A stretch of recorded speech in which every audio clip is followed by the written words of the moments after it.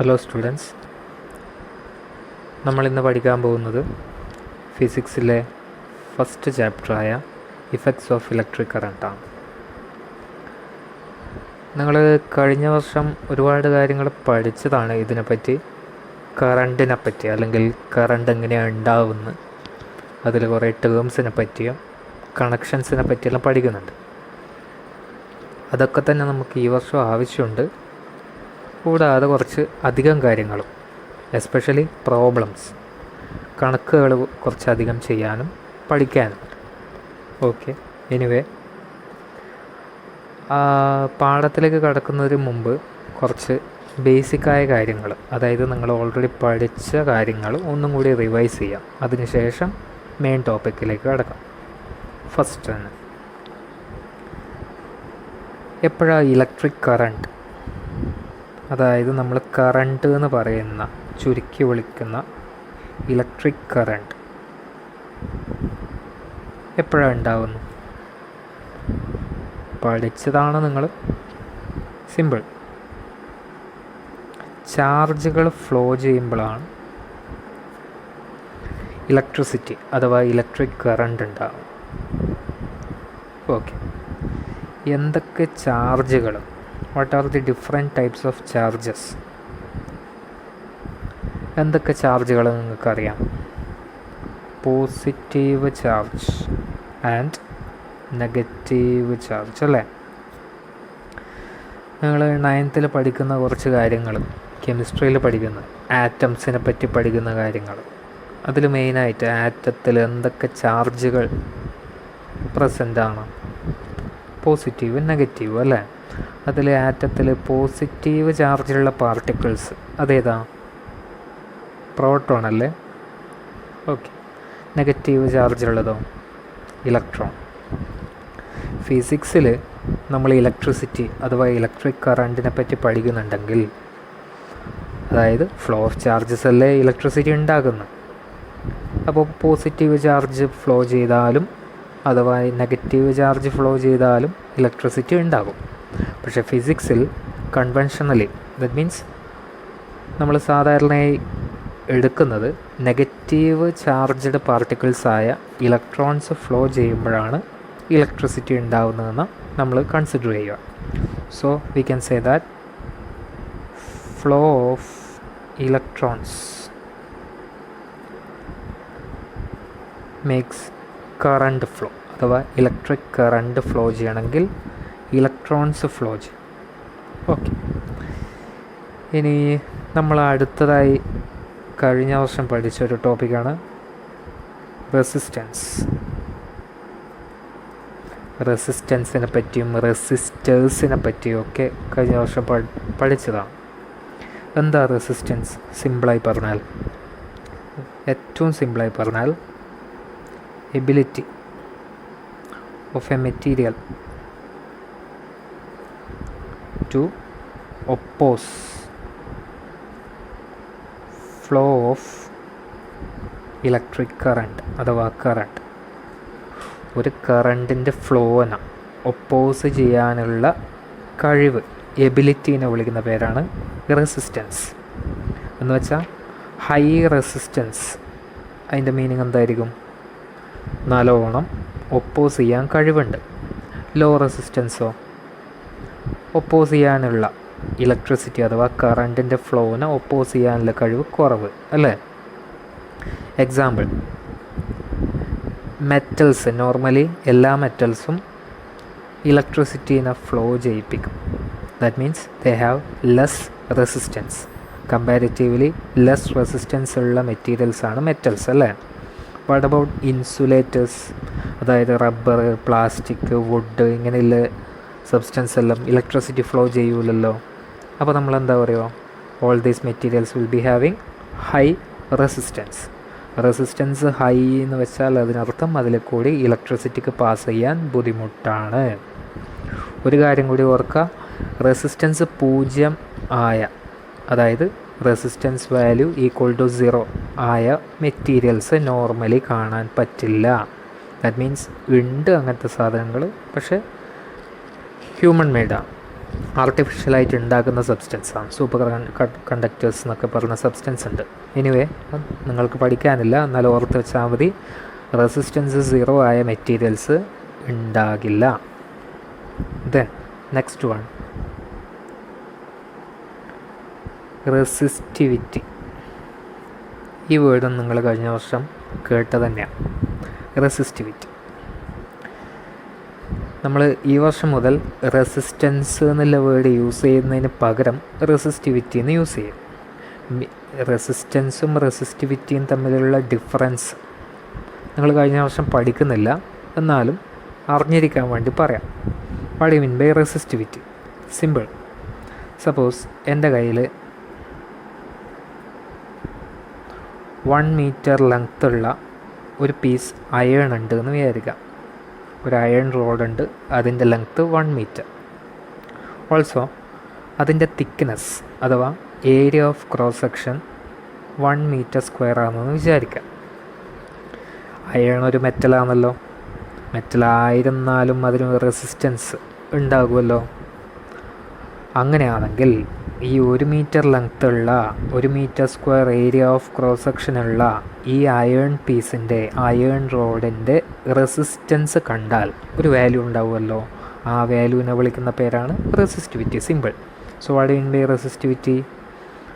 Unit ലെങ്ത്തും, that means 1 metre length, unit area of cross section, അതായത് 1 metre square area of cross സെക്ഷനുമുള്ള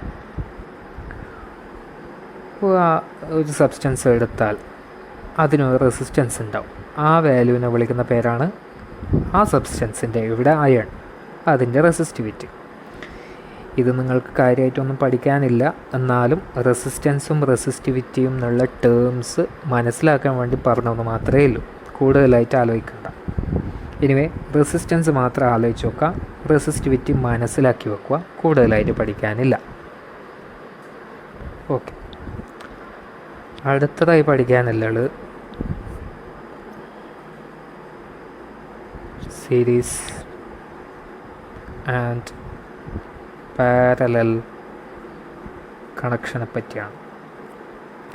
ഈ 2 വേർഡും നിങ്ങൾ already കേട്ടതാണ്. പക്ഷേ നിങ്ങളത് സെല്ലിനെ പറ്റി അഥവാ ബാറ്ററിയെ പറ്റി പഠിക്കുമ്പോഴാണ് കേട്ടിട്ടുണ്ടാവുക. ഓക്കെ, എനിവേ അതിലേക്ക് വരുന്നതിന് മുമ്പ് ഒരു കാര്യം, ഈ സിമ്പൽ ഇതെന്തിൻ്റെ സിമ്പലാണ്? ഒരു സെല്ലിൻ്റെ സിമ്പലാണല്ലേ. ഇതുപോലെ 2 എണ്ണം ഇങ്ങനെ വരച്ചാലോ അതെന്തായി? ബാറ്ററിയെ. ശരിയല്ലേ? ഒന്നിലധികം സെല്ലുകൾ അടുത്തടുത്തായി കമ്പൈൻ ചെയ്താൽ അതിനെ നമുക്ക് എന്ത് വിളിക്കാം? ബാറ്ററി അല്ലേ. ഓക്കെ, ഈ വലിയ ഭാഗം അത് പോസിറ്റീവോ നെഗറ്റീവോ? പോസിറ്റീവ് അല്ലേ. അപ്പോൾ ഇതോ നെഗറ്റീവ്, ചെറിയ ഭാഗം നെഗറ്റീവ്. സപ്പോസ് എൻ്റെ കയ്യിൽ ഒരു ബൾബ് ഉണ്ടെന്ന് വിചാരിക്കാം. ഈ ബൾബ് ബാറ്ററിയുമായിട്ട് കണക്ട് ചെയ്യുന്നു.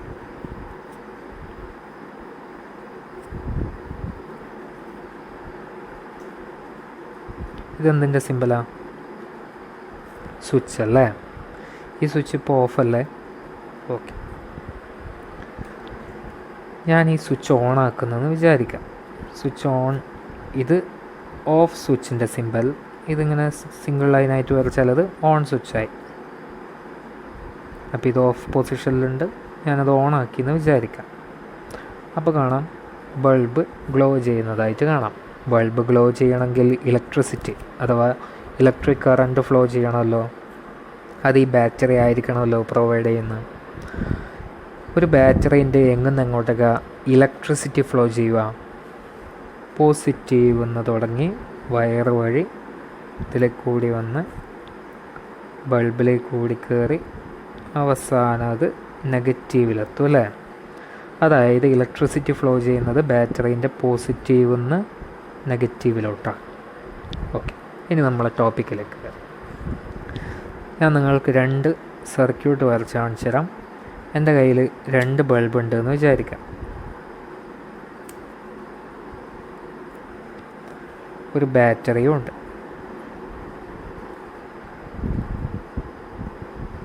ഞാനിത് വയർ യൂസ് ചെയ്ത് കണക്ട് ചെയ്തു. സ്വിച്ച് വരക്കുന്നില്ല ഞാൻ തൽക്കാലം, സ്വിച്ച് ഉണ്ടായിരുന്നെന്ന് വിചാരിക്കാം. നമുക്ക് കാണാൻ പറ്റും ഈ രണ്ട് ബൾബും ഗ്ലോ ചെയ്യുന്നതായിട്ട് കാണാം. അവർ രണ്ടാളും കത്തും. ഇത് പോസിറ്റീവ്, ഇത് നെഗറ്റീവ്. അപ്പോൾ പോസിറ്റീവിൽ നിന്ന് ഇലക്ട്രിസിറ്റി ഈ ബൾബ് രണ്ട് ബൾബിലേക്ക് കൂടിയും പാസ് ചെയ്യും, അവസാനം നെഗറ്റീവിലെത്തും. അതുകൊണ്ട് ഈ രണ്ട് ബൾബും കത്തും. ശരിയല്ലേ? ഇനി അനഥവ എൻ്റെ കയ്യിൽ ഇതേ രണ്ട് ബൾബുണ്ട്, ഒരു ബാറ്ററിയും ഉണ്ട്. ഞാൻ ഈ രണ്ട് ബൾബും വയർ യൂസ് ചെയ്ത് ഇങ്ങനെ കണക്ട് ചെയ്തു. വയർ യൂസ് ചെയ്ത് ഇവ രണ്ടാളും ഞാൻ ബാറ്ററിയെ കണക്ട് ചെയ്തു. സ്വിച്ചും യൂസ് ചെയ്തിട്ടുണ്ടെന്ന് വിചാരിക്കാം. ഇത് കണക്ട് ചെയ്ത പാടെ കാണാൻ പറ്റും ഈ രണ്ട് ബൾബും ഗ്ലോ ചെയ്യുന്നുണ്ട്. അപ്പോൾ ഈ രണ്ട് ബൾബിന് കറണ്ട് കിട്ടുന്നുണ്ടല്ലോ. ഓക്കെ, പോസിറ്റീവ് നെഗറ്റീവ്, പോസിറ്റീവിൽ നിന്ന് നെഗറ്റീവിലോട്ട് കറണ്ട് ഫ്ലോ ചെയ്യും. ചോദ്യം, ഇത് ഫസ്റ്റ് ഫിഗർ, ഇത് സെക്കൻഡ് ഫിഗർ. ഈ രണ്ട് ഫിഗറിൽ ഏത് ഫിഗറാണ് സീരീസ് കണക്ഷൻ, ഏത് ഫിഗറാണ് പാരലൽ കണക്ഷൻ? സീരീസ് കണക്ഷനാണോ പാരലൽ കണക്ഷനാണോ കണ്ടുപിടിക്കാൻ ഒരു വഴിയുണ്ട്. ആദ്യം അത് നോക്കാം. ഫസ്റ്റ് ഈ ഫിഗർ നോക്കാം. ഇവിടെ പോസിറ്റീവ് എന്ന് തുടങ്ങി കറണ്ട് ഇങ്ങനെ ഫ്ലോ ചെയ്ത് ഈ ബൾബിലേക്ക് കൂടി കിടന്ന് ഇവിടെ എത്തും.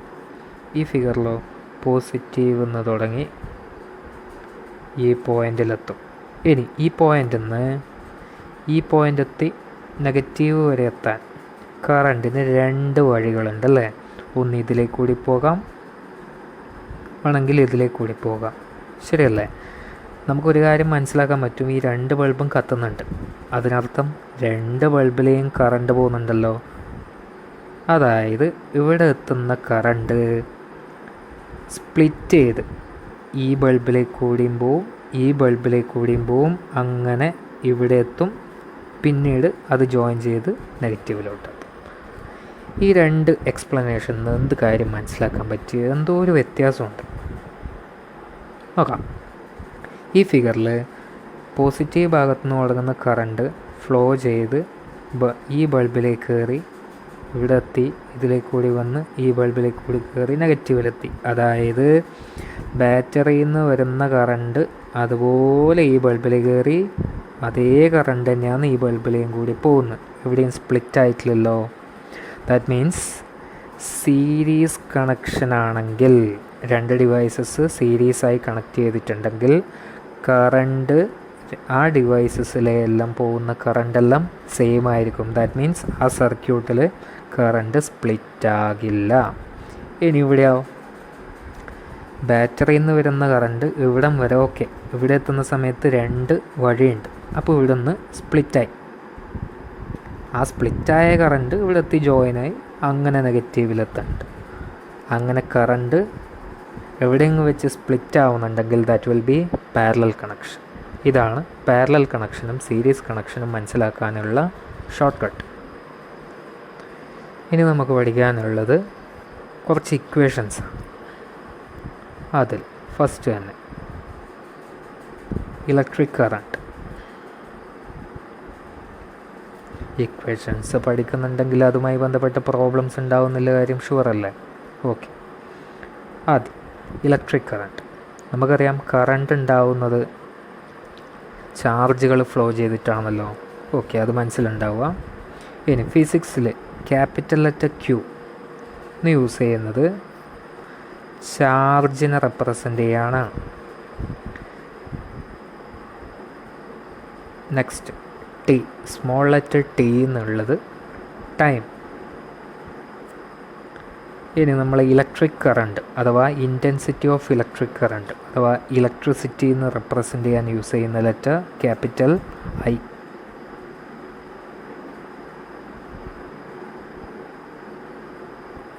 ഓക്കെ. ഇനി അറിയേണ്ടത് ഏതൊരു ക്വാണ്ടിറ്റി ആണെങ്കിലും അത് അളക്കാൻ നമ്മളൊരു യൂണിറ്റ് യൂസ് ചെയ്യുമല്ലോ. ചാർജുകൾ അളക്കുന്നത് കൂളോം കൂളോം എന്നുള്ള യൂണിറ്റിലാണ്. അത് റെപ്രസെൻ്റ് ചെയ്തത് ക്യാപിറ്റൽ ലെറ്റർ സി. ടൈമിൻ്റെ SI യൂണിറ്റ് എന്താ? സെക്കൻഡ്. ദെൻ ഇലക്ട്രിക് കറണ്ട് നമ്മൾ മെഷർ ചെയ്യാൻ യൂസ് ചെയ്യുന്ന യൂണിറ്റ് ഏതാ? ആംപിയർ അല്ലേ? Capital letter A. അതിൽ ഓർത്ത് വെക്കേണ്ട, ഇത് നിങ്ങൾ കഴിഞ്ഞ വർഷം പഠിക്കുന്നത് തന്നെ. ആംപിയർ, സെക്കൻഡ്, കൂളോവും. നെക്സ്റ്റ് വൺ ഇനി പഠിക്കാനുള്ളത് കറണ്ടിൻ്റെ ഇക്വേഷൻ. സിമ്പിൾ. കറണ്ട് എങ്ങനെയാണ് ഉണ്ടാകുന്നത്? ചാർജ് ഫ്ലോ ചെയ്തിട്ടല്ലേ. So equation for electric current is I equal to Q/T. ഓർക്കേണ്ട കാര്യം, കറണ്ട് അളക്കുന്ന യൂണിറ്റ് എപ്പോഴും എന്തായിരിക്കണം? ആംപിയർ. ചാർജ് അളക്കുന്ന യൂണിറ്റ് കൂളോം. സമയം ഏതിലായിരിക്കണം? സെക്കൻഡ്. Okay, that's it.